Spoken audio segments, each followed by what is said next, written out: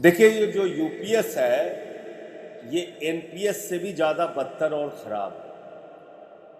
क्यों है ये मैं आपको बताना चाहता हूँ। पहली बात तो ये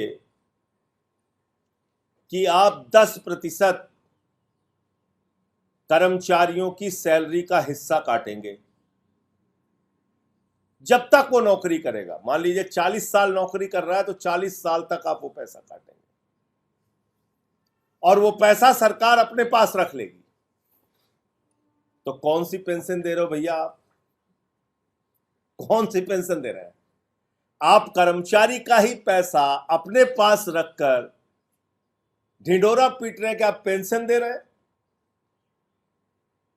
उसके बाद आप क्या कहते हैं कि अंतिम 1 साल की जो सैलरी होगी उसमें से 6 महीने की सैलरी एक मुश्त रिटायरमेंट के समय दे दी जाएगी।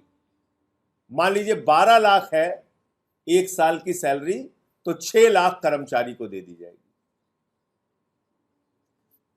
40 साल अगर उसने नौकरी की है और 10% की कटौती उसकी हुई है हर महीने, आप सोचिए कितना बड़ा अमाउंट सरकार के खजाने में चला गया। लेकिन वो पैसा उसको नहीं मिल रहा है। वो कह रहे हैं साहब हम आपके पेंशन के लिए पैसा रख रहे हैं, इसी में से आपको पेंशन देंगे। तो भैया कौन सा एहसान आप कर रहे हैं? पहली बात, कौन सा एहसान आप कर रहे हैं?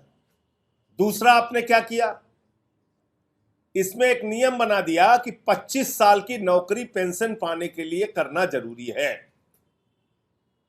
25 साल की नौकरी। अब आप जानते हैं अर्धसैनिक बल जो हैं, पैरामिलिट्री फोर्सेस, 20 साल के बाद मैक्सिमम लोग रिटायर हो जाते हैं। अधिकतम लोग रिटायर हो जाते हैं। अब तो उनकी नौकरी नहीं पूरी होगी 25 साल की, तो आप उनको कितना देंगे? 10,000 रुपए महीने। उनका पेंशन होगा 10,000 रुपए महीने। देश के अर्धसैनिक बल जो रक्षा करते हैं देश की, अपने प्राणों की आहुति देते हैं देश के लिए, संसद भवन की रक्षा करते हैं, हमारी सीमाओं पे बीएसएफ लगाई जाती है। आप मुझे बताइए, आप कह रहे हैं कि साहब उनको जो है, क्योंकि वो 25 साल की नौकरी नहीं कर पाएंगे तो उनको पेंशन के वो हकदार नहीं है। दो बात हो गई। तीसरी बात यह है कि अगर यूपीएस इतना ही अच्छा है और 50% आप साल भर की जो अंतिम वर्ष के जो उसकी सैलरी है, उसका बेसिक्स है, उसका आप एवरेज निकाल के उसको आधा देंगे आप पेंशन के रूप में, तो भैया ओपीएस लागू कर दीजिए ना आप। जब आप कह रहे हैं कि यूपीएस जो है वो बिल्कुल एकदम ओपीएस की तरह है, तो ओपीएस लागू कर दीजिए आप। उसमें तो कर्मचारियों से कुछ नहीं लिया जाता था, बावजूद इसके पेंशन मिलती थी। तो इसलिए ये देश के लाखों कर्मचारियों के साथ नई जो यूपीएस की जो स्कीम है, ये एनपीएस से भी ज्यादा बदतर है और कर्मचारियों के साथ धोखा है। सर्विस में हूं, रिटायर्ड हूं, ये हमेशा एक बड़ा मुद्दा रहता है और कई बार ये राजनीतिक मुद्दा भी बनता है। पहले ओल्ड पेंशन स्कीम थी, 2004 में ये न्यू पेंशन स्कीम बनी, जिसको एनपीएस कहते हैं। और आपकी जानकारी के लिए उस समय व्यापक कंसल्टेशन हुआ था। मुझे याद है मैं अटल जी की सरकार में मंत्री भी था, तो कांग्रेस पार्टी इन सबों ने इसका समर्थन किया था और एनपीएस को कई कांग्रेस के सरकारों ने भी समर्थन किया था। बाद में विरोध किया, ठीक है। हमारे प्रधानमंत्री जी मांगों को सुनते हैं, समझते हैं और संवेदनशील रहते हैं। जब कर्मचारियों के अखिल भारतीय संगठन ने, जिसको confederation of central government employees कहते हैं, उन्होंने भी मांग की तो पिछले साल ही तत्कालीन वित्त सचिव और अभी 30 से होने वाले कैबिनेट सेक्रेटरी सोमनाथन जी की अध्यक्षता में कमेटी बनी थी। उस कमेटी की रिपोर्ट को कल कैबिनेट में स्वीकार किया गया।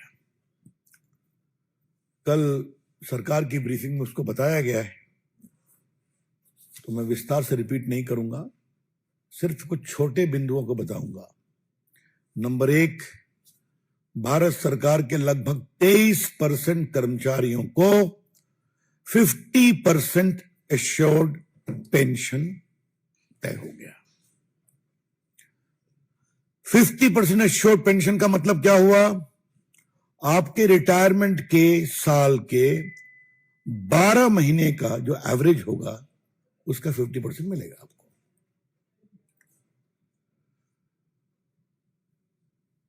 अगर आप 25 साल की सेवा पूरी किए तब इसका पूरा लाभ मिलेगा। अगर उससे कम की सेवा हुई तो जो प्रोपोर्शनेट होता है उसके अनुसार मिलेगा। अगर आपने 10 साल तक सेवा की तो आपको एश्योर्ड 10,000 रुपीज पेंशन मिलेगा। तो लास्ट पे ड्रॉन का 50% आपका एश्योर्ड पेंशन है, निश्चित पेंशन की राशि है। यह हुई पहली बात। दूसरी बात, समय के अनुसार महंगाई बढ़ती है, उसका इंडेक्सेशन होता है डियरनेस में, अलाउंस में, तो उसकी भी चिंता करने का प्रावधान हुआ है।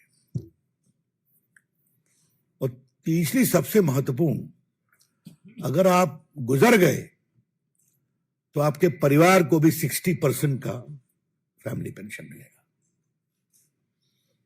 एक प्रकार से जो एक कल्याणकारी राज्य की सोच होती है वो इस पूरे निर्णय में दिखाई पड़ती है। हमसे जुड़े रहने के लिए हमारे YouTube चैनल को सब्सक्राइब करें और नई वीडियो की नोटिफिकेशन के लिए बेल आइकॉन को दबाएं।